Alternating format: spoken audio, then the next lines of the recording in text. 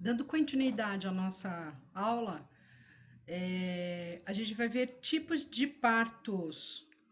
Então, vamos lá. Tipo de parto. Início do trabalho de parto, etapas e cuidados.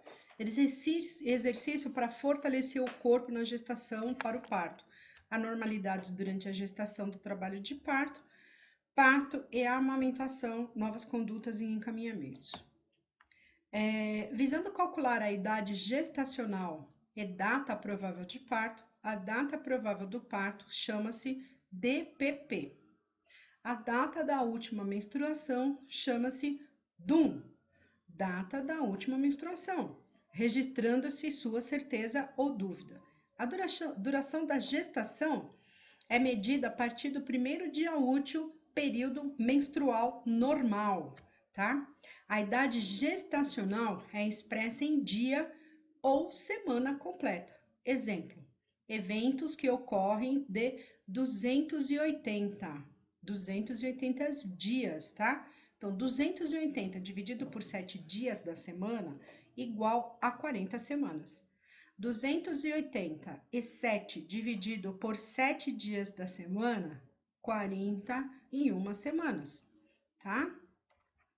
Quando a data da última menstruação é conhecida pela gestante, utiliza-se o calendário contando o número de semanas a partir do primeiro dia da última menstruação até a consulta, até a data da consulta. A data provável do parto corresponderá ao final de 40ª semana, contada a partir do primeiro dia da última menstruação, ou outra forma de calcular é somar 7 dias do primeiro dia da última menstruação e adicionar 9 meses ao mês que ela ocorreu. Exemplo: data da última menstruação. Se for 13/9 de 0, data provável do parto será em 20/6 de 01, que seria de 2000, né?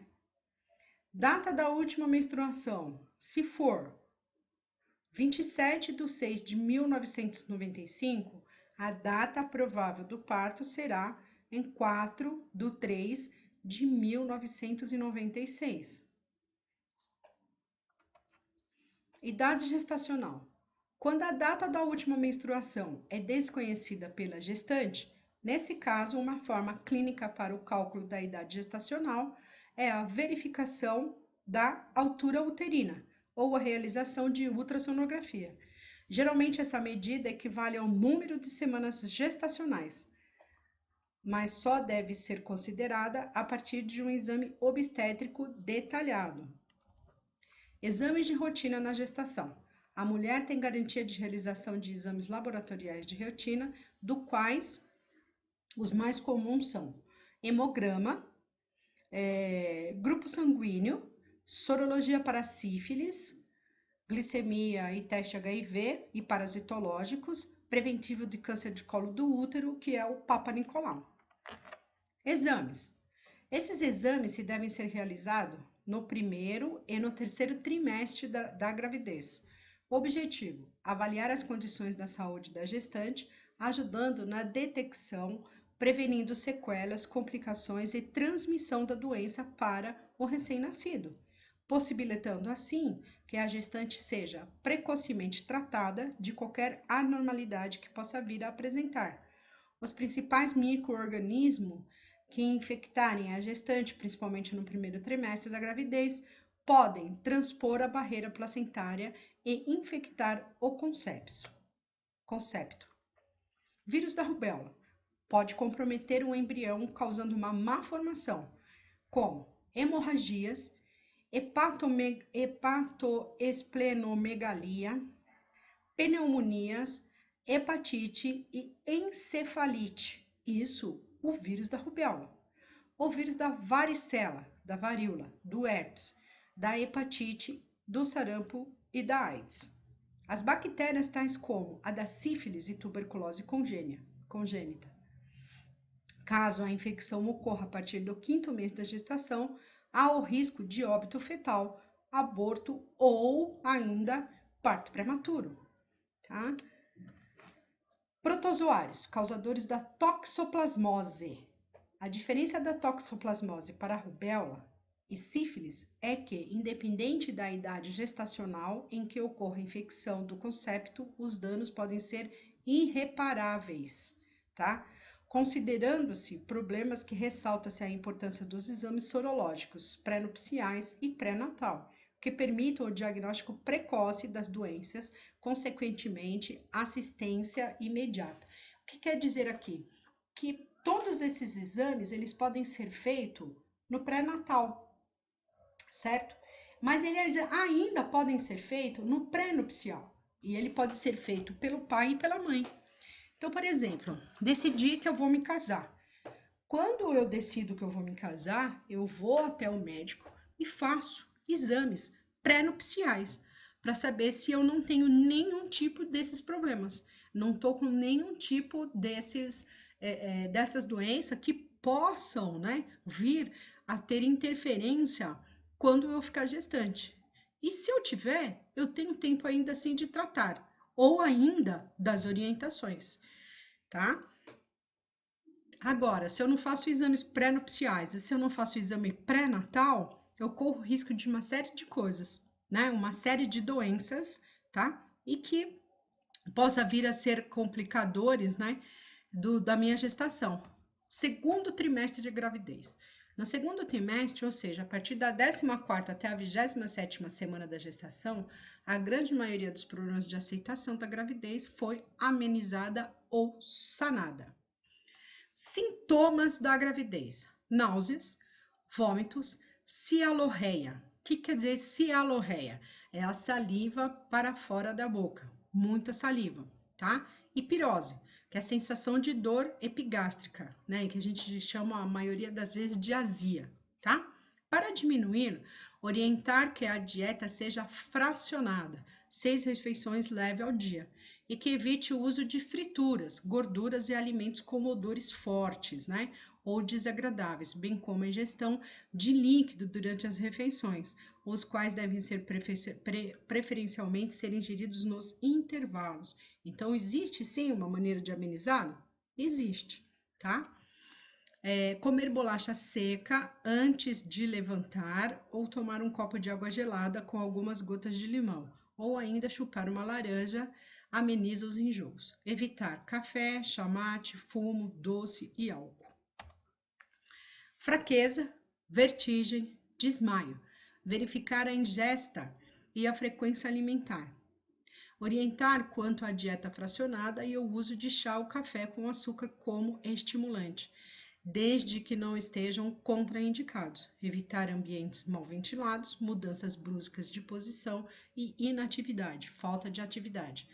Explicar que sentar-se com a cabeça abaixada ou deitar-se em decúbito lateral, respirando profundamente e pausadamente, minimiza o surgimento dessas sensações.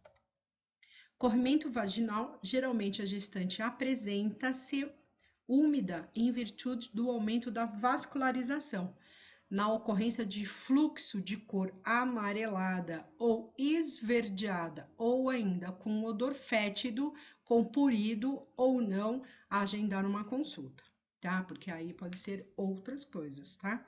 Enquanto tiver só no corrimento normal, sem cheiro, sem cor, tudo bem. A partir do momento que ela tiver com cor amarelada, esverdeada e com odor, é necessário passar na consulta com o médico. Polaciúria. Explicar por que ocorre. Reforçando a importância da higiene íntima. Agendar consulta médica ou de enfermagem no caso que exista disúria, dor ao urinar.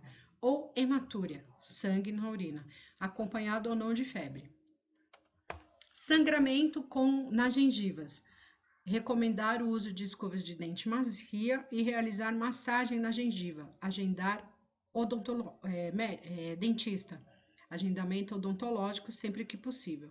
Flatulência, constipação intestinal, dor abdominal, cólica. Nos casos de flatulência, são gases, constipação intestinal Orientar a dieta rica em fibras, evitando alimentos de alta fermentação e recomendar o aumento da ingestão de líquido, como água e suco. Adicionalmente, estimular a gestante a fazer caminhadas, movimentar, regularizar o seu hábito intestinal, adequando para ir ao banheiro um horário que considera ideal para a sua rotina. Agendar consulta com o nutricionista se a gestante apresentar flacidez na parede abdominal. Sugerir o uso de cinta, com exceção da cinta elástica, em alguns casos, a critério do médico, a gestante pode fazer o uso de medicamento para gases, constipação intestinal e cólicas. Por quê? A partir do momento que ela se encontra gestante, ela não deve fazer uso de nenhum tipo de medicamento sem antes consultar o médico. Hemorroidas. Orientar a gestante para fazer dieta rica em fibras, visando evitar a constipação, não usar papel higiênico, ou muito áspero, pois podem causar irritação. Realizar após defecar higiene perianal com água e sabão neutro. Alteração de padrão respiratório. Frequente na gestação em decorrência do aumento do útero, que impede a expansão do diafragma, intensifica por postura inadequada ou ansiedade da gestante.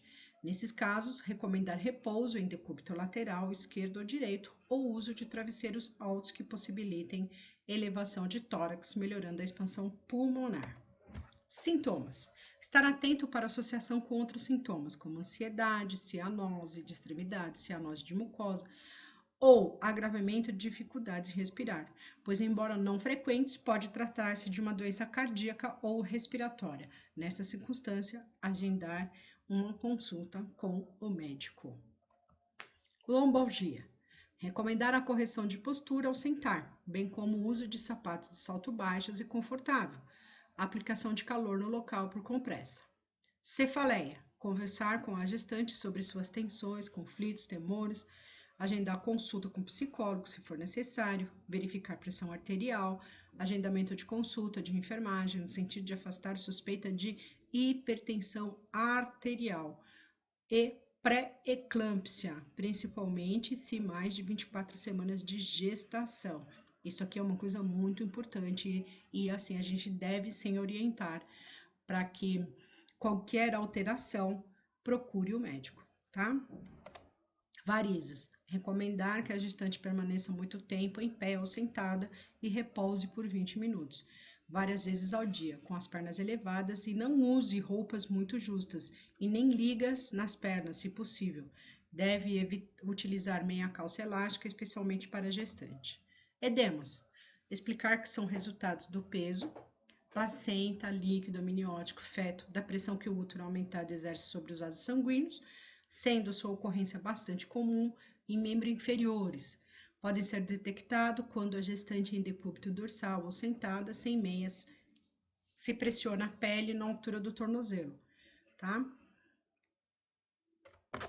Edema fica evidenciado mediante a presença de uma pressão duradoura, cássifo no local pressionado, tá? Nesses casos, recomendar que a gestante mantenha as pernas elevadas por 20 minutos, de 3 a 4 vezes por dia. Cãibras. Recomendar a gestante que realize massagem no músculo contraído e dolorido, mediante a aplicação de calor local, e evite excesso de exercício. Na pele poderá ocorrer hiperpigmentação. Explicar que tal fato é muito comum na gestação, mas costuma diminuir ou desaparecer em tempo variável após o parto. Pode apresentar como manchas escuras no rosto, cloasma gravídico, mamilos escurecido ou ainda escurecimento da linha alva. Para minimizar o cloasma gravídico, recomenda-se à gestante, quando for ao sol, o uso de protetor solar e chapéu. Estrias. Explicar que são resultado da distensão de tecidos, que não existe método eficaz de prevenção, sendo comuns no abdômen, mama, flanco e na região lombar.